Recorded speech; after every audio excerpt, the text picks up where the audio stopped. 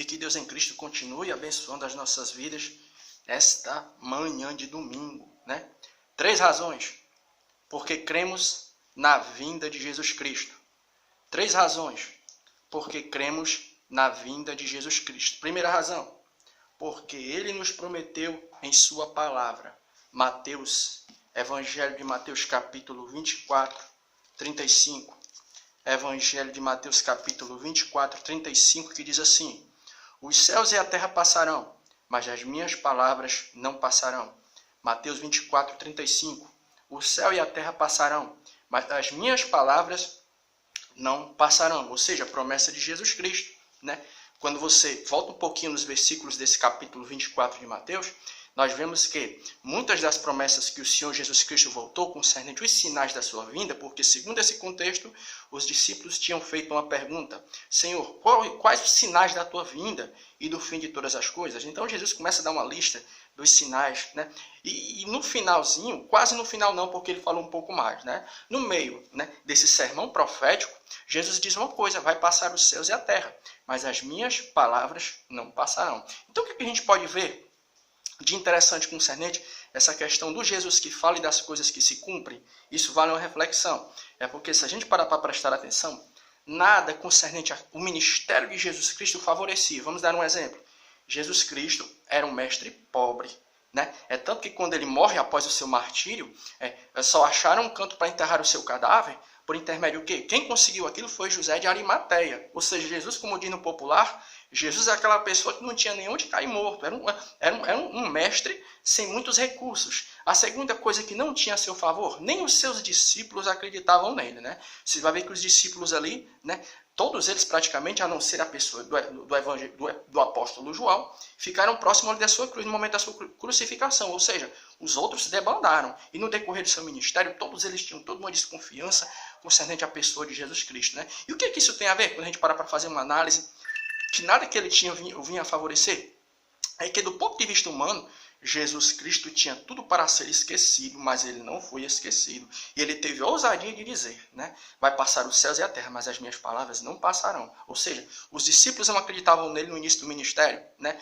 No transcorrer do seu ministério, nós vemos que ele era uma pessoa com poucos recursos, mas mesmo assim, tudo que ele falou se cumpriu e está se cumprindo. Por quê? Porque Jesus Cristo, ele era quem ele dizia. Ele realmente era o Filho de Deus.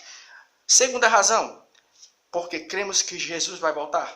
Pelo testemunho dos sinais. Mateus capítulo 24, versículo 8. Mateus capítulo 24, versículo 8, que diz assim: mas todas essas coisas são princípios das dores. Quando você para mais uma vez para fazer uma análise da lista dos sinais que antecederiam a volta de Jesus Cristo, no capítulo 24 de Mateus, Marcos 13 e Lucas 21, algumas pessoas podem dizer assim, né? Terremoto sempre teve, enfermidade sempre teve, dificuldade e guerra sempre houve. Mas só que Jesus comparou os sinais concernentes ao seu retorno com as dores de uma mulher que já está para ter uma criança. Ou seja, conforme a criança vai se aproximando, o intervalo entre uma contração e outra, elas vão diminuindo. Ou seja, o que é que Jesus quer dizer com isso? Né? Quando ele fala assim, ó, no versículo 8, mas todas essas coisas são princípios das dores. Aqui os sinais de Jesus Cristo, eles são comparados às dores de uma mulher que está para dar à luz. Em conformidade, vai se aproximando no momento da criança nascer, o intervalo entre as contrações vai diminuir. Ou seja, o que ele quer dizer é que no que é concernente os sinais da sua vinda, no que é concernente os últimos dias, as coisas, o intervalo entre uma coisa e outra ia diminuir. Ou seja, os terremotos iriam aumentar. O intervalo entre uma enfermidade e outra, um vírus aqui e outro acolá, iriam também diminuir. Ou seja, as contrações, as dores de uma mulher que está para dar à luz são comparadas aos sinais da volta de Jesus Cristo. Por quê? Porque nos últimos dias essas coisas iriam aumentar. O intervalo entre uma contração e outra. Tem um tremor de terra em determinado local em janeiro, aí já em fevereiro já acontece outra coisa. Acontece uma catástrofe natural em um ambiente. Já em abril, no mês de maio, as coisas vão aumentando, né? Então é isso. E a terceira razão do porquê de nós crermos no retorno de Jesus Cristo, pelo testemunho do Espírito Santo de Deus. João 16,13. A gente estava estudando esse texto aqui e a gente achou algumas divergências no que é concernente à interpretação desse texto. João 16,13. Mas queremos acreditar que a nossa aplicação aqui não vai ser uma aplicação que vai ter tida como uma aplicação herege, né? João 16,13, que diz o seguinte, ó: Mas quando vier aquele Espírito da verdade, ele vos guiará em toda a verdade, porque não falará de si mesmo, mas dirá tudo o que tiver ouvido e vos anunciará o que há de vir. Jesus Cristo estava falando a respeito da vinda do Espírito Santo de Deus. E que quando ele viesse, ele ia fazer isso. Ó. Ele vos guiará em toda a verdade, porque não falará de si mesmo, mas dirá tudo o que tiver ouvido. E vos anunciará o que há de vir. Anunciar. E quem é que há de vir? A pessoa do Senhor Jesus Cristo. Né? A gente vai ser bem sincero. A gente estava dando uma olhada em alguns comentários e a gente não achou uma aplicação concernente a isso. Mas o que nós entendemos pelo contexto da palavra? Que realmente essa coisa do anunciar que Jesus Cristo está voltando é algo que procede do Espírito Santo de Deus. É o Espírito Santo de Deus que, por intermédio das Escrituras, né, por intermédio da presença em nosso coração, é Ele que também faz esse anúncio.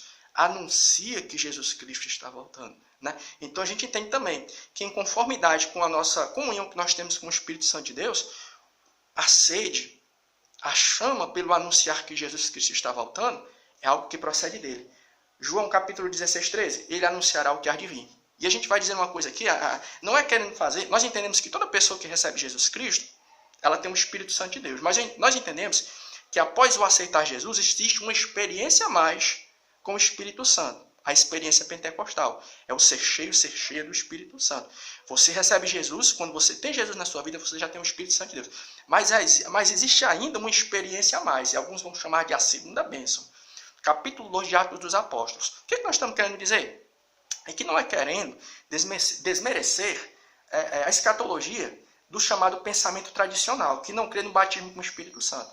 Mas você pode fazer uma análise comigo aqui, conosco, pegando a Bíblia, história da igreja, você vai concordar em uma coisa.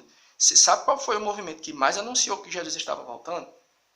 Foi o movimento pentecostal, no decorrer da história. Então nós entendemos que a partir do momento que você tem uma vida cheia do Espírito Santo de Deus, você tem uma comunhão com o Espírito Santo, automaticamente a sede do anunciar que Jesus Cristo está voltando e também o interesse pela doutrina das últimas coisas é algo que vai ser aceso em nosso coração. Então que Deus em Cristo continue abençoando o nosso domingo. Você que está aí abençoando a sua casa, a sua família. E que Deus continue abençoando as nossas vidas em nome de Jesus Cristo. Amém.